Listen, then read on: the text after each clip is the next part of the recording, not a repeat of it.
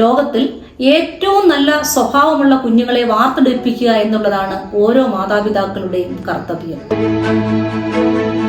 കുഞ്ഞുങ്ങൾക്ക് വയറ് നിറയെ ഫുഡ് കൊടുക്കുകയും ചോദിക്കുന്നതെല്ലാം വാങ്ങിക്കൊടുക്കുകയും ചെയ്യുന്നത് നല്ല പേരൻസിന്റെ ലക്ഷണമല്ല.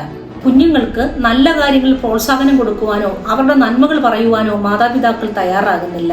വീഴ്ചകൾ വളരെ നല്ലതാണ്, അതിൽ നിന്നും പാഠങ്ങൾ പഠിക്കാനാകും. അത് അവരുടെ ജീവിതത്തിൽ ഒരു പാഠമായി മാറും.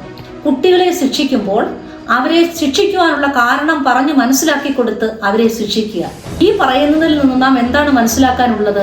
കുട്ടികൾക്ക് കൊടുക്കുന്ന പ്രോത്സാഹനങ്ങൾ കൊടുക്കാതെ അവരെ തീരെ നെഗറ്റീവ് അഭിപ്രായങ്ങൾ പറഞ്ഞ് നിരുത്സാഹപ്പെടുത്തുകയാണ് ചെയ്യുന്നത്.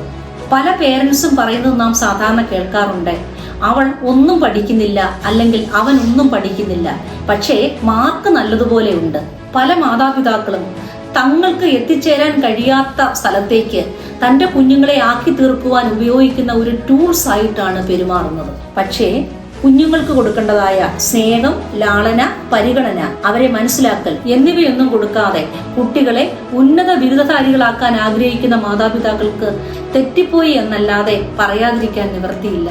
മക്കളും കൊച്ചുമക്കളും വളരെ ഉന്നതങ്ങളിലായി തീരുവാൻ ആഗ്രഹിക്കുന്ന മാതാപിതാക്കളുടെ തന്ത്രപ്പാടാണ് നമുക്ക് ചുറ്റും നാം കാണുന്നത്.